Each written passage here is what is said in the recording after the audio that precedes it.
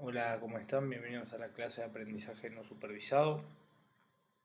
Vamos a estar revisando algunos métodos de estos tipos de algoritmos después de que hayamos visto aprendizaje supervisado, donde la principal diferencia es que en los casos de aprendizaje supervisado nosotros tenemos lo que se conoce como una variable target, que es un valor al cual queremos llegar, el cual le queremos mostrar al algoritmo, ¿no? Para que dicho algoritmo aprenda sobre ese resultado al que queremos llegar.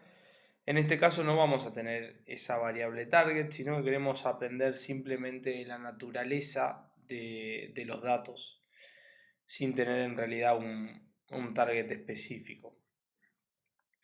Vamos a revisar un poco la agenda de esta clase. Vamos a ver dos grandes tipos de algoritmos de aprendizaje no supervisado: algoritmos de clustering o agrupación y algoritmos de reducción de dimensionalidad, que bueno, están también bastante relacionados entre sí. Los primeros son algoritmos que nos permiten agrupar datos, que bueno, es una herramienta muy poderosa, que puede ser muy útil cuando tratamos de realizar análisis de datos o obtener información de datos. Y luego los algoritmos de reducción de dimensionalidad, que sirven para infinidad de cosas.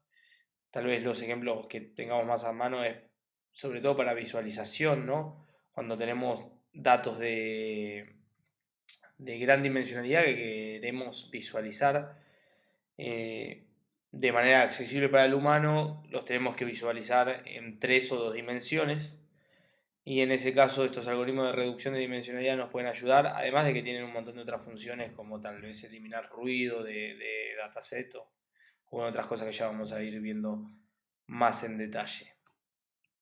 Bueno, la idea, como les decía, es ver un poquito de clustering, ver lo que es reducción de dimensionalidad.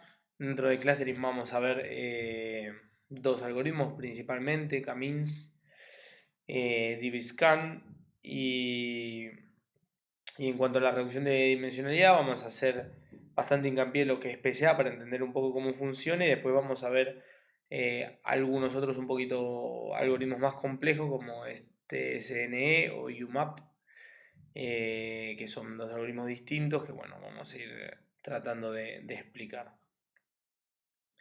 Bueno, como les comentaba, la principal diferencia de este tipo de algoritmos es que no tenemos un target, no tenemos una variable que le vamos a mostrar al algoritmo para que aprenda la distribución de los datos que llevan, ¿no? a tener ese target, o de qué manera se relacionan nuestros datos con los targets, como puede ser una regresión, ¿no? Cuando queremos averiguar, por ejemplo, o predecir el precio de algo a futuro, o como puede ser una clasificación cuando tenemos etiquetas de datos y queremos poder predecir datos nuevos, a qué conjunto va a pertenecer, ¿no? Eso es lo que generalmente hacíamos con los algoritmos supervisados. En este caso no tenemos un target, sino que lo que queremos es aprender directamente de la naturaleza de los datos, definir lo que es la distribución que responde a estos datos y sacar información a partir de eso. Bueno, vamos a ir recorriendo la notebook de a poco. Entonces, vamos a hablar de lo que es el clustering. Estos algoritmos nos permiten realizar agrupaciones de datos, ¿sí? Cuando nosotros tenemos datos de muchas dimensiones o queremos entender un poco tal vez cómo se comportan nuestros datos, una forma de analizarlos, una forma de atenderlos es agruparlos en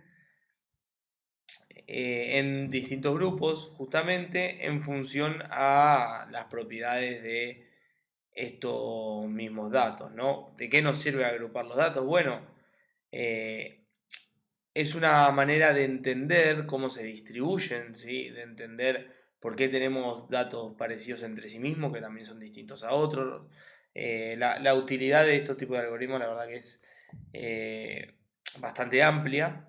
Y vamos a enfocarnos en el primer algoritmo de agrupación, que tal vez es bastante sencillo, pero no por eso deja de ser potente, que es conocido como K-nearest neighboring, que básicamente lo que quiere decir el nombre habla de los K vecinos más cercanos, ¿sí? O los N vecinos más cercanos, que básicamente lo que vamos a tratar de hacer es agrupar por acercamiento de puntos, ¿sí?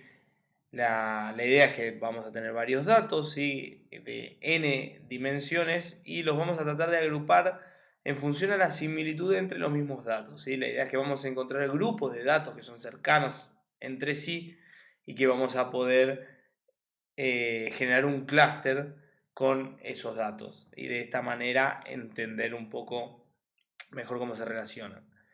La primera característica que quiero mencionar respecto a este algoritmo y que no voy a usar para diferenciar este algoritmo del que vamos a ver después es que tenemos que definir la cantidad de clusters que queremos que el algoritmo encuentre. Si este valor K lo tenemos que definir. ¿Sí? Esta es una propiedad bastante importante en este algoritmo. ¿Qué es lo que ocurre? ¿Nosotros vamos a saber de antemano la cantidad de clusters? No. Puede ser que sepamos, ¿no?, la cantidad de clúster que estamos buscando, o puede ser que no. ¿Qué pasa cuando no sabemos la cantidad de clúster? ¿Cuántos clústeres voy a elegir? ¿3, 4, 5?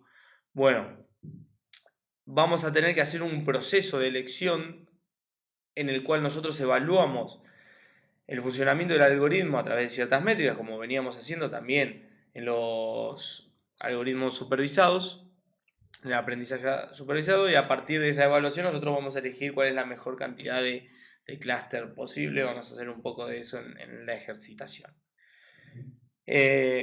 Vamos a ver un poco cómo funciona este algoritmo. Para hablar del paso a paso del algoritmo, la primera acción que realiza en este caso es asignar un punto que va a ser el centro de nuestro grupo. ¿Cómo asigna este punto? En primera instancia lo hace de manera aleatoria, ¿sí? ¿Cómo se puede ir viendo en esta gráfica? Básicamente vamos a elegir dos puntos de manera aleatoria que van a ser los supuestos centros de grupo. Estos se van a llamar centroides. Una vez que establecimos este centro, ¿sí?, vamos a calcular el promedio de los puntos cercanos, ¿sí?, a cada centro, para entender qué puntos están más cerca y más lejos de dicho centroide, ¿no? De esa manera vamos a poder calcular qué punto pertenece a cada centroide, teniendo en cuenta que este centroide representaría justamente el promedio de los puntos aledaños. Obviamente, al ser al azar la primera iteración, esto no va a ser una buena separación, pero el algoritmo iterativamente va a ir tratando de mejorar el centroide, la posición del centroide, yendo a lugares más densos. Ahora vamos a ver cómo, de tal manera de poder ir diferenciando cada vez mejor los clústeres, teniendo en cuenta las distancias a los centroides, ¿sí? Una vez que tenemos los clústeres definidos, volvemos a calcular el promedio de todos los puntos pertenecientes a cada clúster.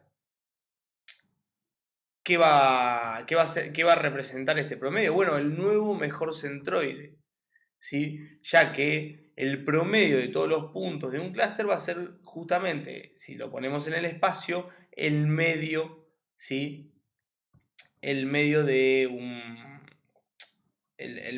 clúster. Recordemos que el centroide va a representar el promedio de todos los puntos de un clúster. Una vez que calculamos este nuevo mejor centroide, volvemos a realizar el cálculo de qué punto pertenece a cada clúster, nuevamente en función a la cercanía, en función a este nuevo promedio. Vamos a generar de vuelta nuevos clústeres y vamos a buscar de vuelta el promedio ¿sí? De los puntos que nos quedaron ahora asociados a cada centroide. De esta manera nosotros cada vez vamos ajustando mejor el centroide en función a la cercanía de los puntos, ¿sí? Vamos a ver un poquito cómo sería esto en este gráfico. Primero seleccionamos dos puntos al azar, ¿sí? Vemos que claramente no es una buena división, la primera no. Ya visualmente podemos reconocer dos clústeres, ¿sí? por cómo se agrupan los puntos. Y el algoritmo va a tomar distancias, ¿sí? Y va a calcular en función a las menores distancias cuáles pertenecen a este centroide, cuál sería el clúster de este centroide. Lo mismo para el otro caso. ¿Qué es el siguiente paso? Calcular el promedio de todos estos puntos, ¿sí? Estamos hablando en materia de espacio, ¿no? ¿Cuál sería el promedio espacial de todos estos puntos? Claramente nos damos cuenta que este punto debería estar un poco más cercano, ¿sí? A esta cantidad a estos puntos. ¿Por qué? Porque acá tenemos una mayor cantidad de puntos azules, ¿no? Bueno, una vez calculado ese promedio va a ser nuestro próximo centroide o lo que esperamos nosotros por el centroide de este supuesto clúster que armamos.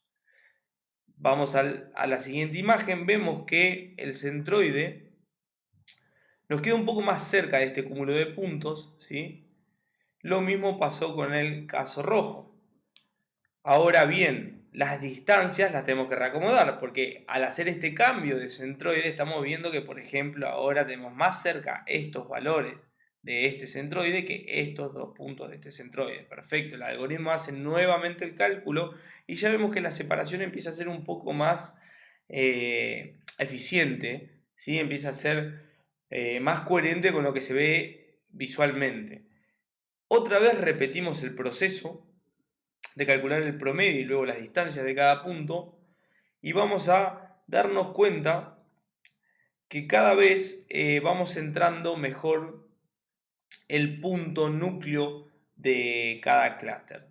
De esta manera el algoritmo va a ir mejorando iterativamente la selección de este centroide hasta que no haya un punto que sea más cercano a sí mismo del otro clúster, ¿sí? Donde todos los puntos más cercanos son los pertenecientes a su clúster.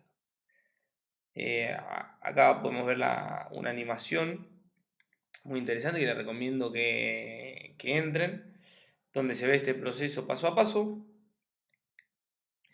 Y vamos a hablar de cómo se llama este proceso o el nombre que tiene, que es Expectation Maximization, donde nosotros estamos tratando, ¿sí?, de encontrar el centroide más cercano, ¿sí? Estos son dos pasos, un paso donde buscamos nuestro presunto centroide y otro paso donde maximizamos, ¿sí?, los puntos cercanos al centroide. Por eso este algoritmo utiliza lo que es este método, ¿no? Expectation Maximization. Ahora bien, esta explicación está dejando un poco de lado algo importante en este proceso, que es que tenemos una función de costo, ¿sí?, como era en los algoritmos que hemos visto de aprendizaje supervisado, como podría ser el valor R cuadrado en una regresión, ¿no?, que es lo que queremos maximizar. En este caso la función que vamos a trabajar es la inercia, que es una métrica que nos va a decir qué tan coherentes son los clústeres dentro de sí, básicamente describiendo las distancias de todos los puntos de un clúster a su centro y las distancias de los puntos de otro clúster al centro mismo, ¿sí? A menor valor de inercia vamos a estar afirmando que tenemos mejores clústeres, que nuestros clústeres están agrupando de mejor manera, o sea que tienen puntos bien nucleados cerca del centroide, que las distancias son cortas dentro de un mismo clúster y que son lejanas las distancias con los puntos de otro clúster. Eso es la métrica que vamos a estar tratando de mejorando cada vez que elegimos un centroide, ¿sí? Perfecto. Bueno, vamos a ir con un poquito de código para ver cómo funciona en detalle este algoritmo. Vamos a generar un dataset sintético, un dataset de mentira para fines prácticos. Vamos a usar una función de la librería scikit-learn, makeblobs, que básicamente nos permite generar puntos clusterizados de alguna manera, como podemos ver en este caso. Bueno, ¿cómo usamos el algoritmo K-means de la librería scikit-learn? Es sencillo, como otros algoritmos que ustedes han visto, vamos a definir, ¿sí? Vamos a definirlo, instanciarlo de esta manera. Recuerden que tenemos que definir la cantidad de clusters. Por supuesto que K-means trabaja con distintos parámetros, pero por ahora nos vamos a centrar sobre todo en lo que son los números de clúster. Ahora vamos a ver un poco también lo que es este número de inicialización y la cantidad de iteraciones, que bueno, ya se imaginan lo que es. Vamos a ajustar el modelo a nuestros datos, ¿sí? Y que nos va a predecir el modelo, básicamente, clases, ¿sí? Que va a ser cada clúster, cada grupo que el modelo está encontrando utilizando el proceso que acabamos de describir. Entonces vamos a evaluar ahora los clústeres que se generaron.